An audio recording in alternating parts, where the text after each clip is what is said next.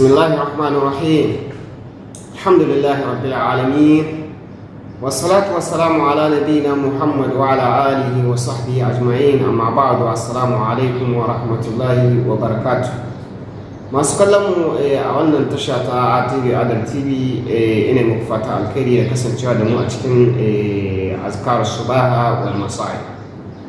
Lalle muna jan hankali game da yin zikiri na safiya da na maraice da zikiri ma baki daya a kowane lokaci yana da kyau musulmi ya kasance mai ambaton ubangijinsa, domin zikiri shi na da matukar mahimmanci sosai, kuma yana samu tsira, kuma yana samu natsuwa ta zukata.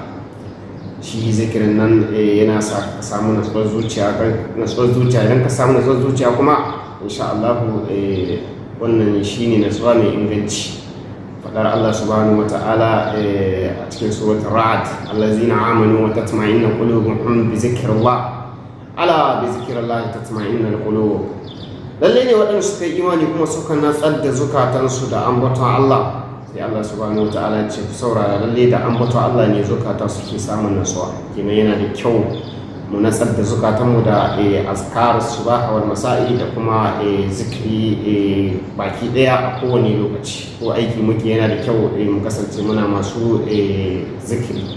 Ambata Allah shi na da matukar mahimmanci sosai, domin kada ibn qayyim rahimahullah Allah ya masa rahama yana cewa inna mudminu zikr yadkhulul janna wa huwa yadhak.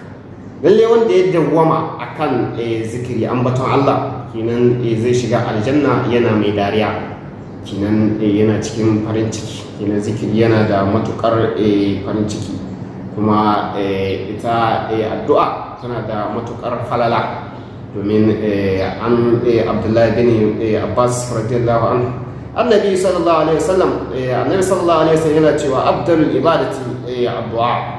Lalle mafi falalar ibada ita ce addu'a. Hadisi sahih akhrajahu albani fi sahih al-jama'a.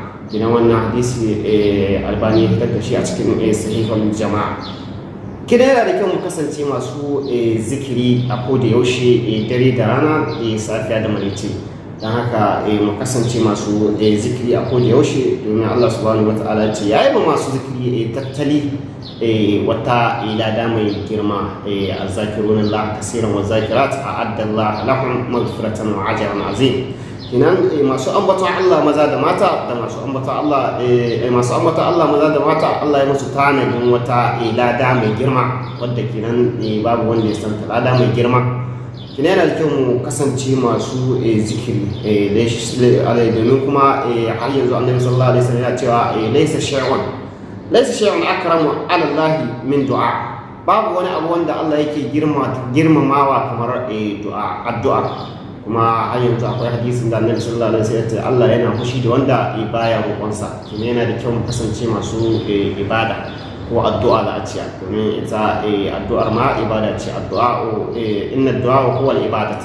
Lalle ita addu'a ibada ce ita ta kanta. Nan yau addu'a mu ta yau ita ce idan ka wayi gari zaka ce Allahumma alimul ghaibi wash shahadat fatir as-samawati wal ard rabb kulli shay'in wa malika ashhadu an la ilaha illa anta a'udhu bika min sharri nafsi wa min sharri ash-shaytani wa shirkihi wa an aqtarifa ala nafsi su'an aw ajrahu ala muslim. Wannan addu'a ana yin ta ne kafa daya da safe, kuma da marice ana yin ta kafa daya. Allah ya samu dace, kuma Allah ya karbi addu'o'inmu. Allah ya sa mu kasance masu ambaton Allah safiya da marice. Assalamu alaikum wa rahmatullahi wa barakatuh. Masu kallon mu da sauran mu, kar ku manta da wannan bidiyo namu ya burge ku, danna muna like da sharing zuwa ga ƴan uwa da mun arziki, kuma muna dakwa ra'ayoyinku. Gode.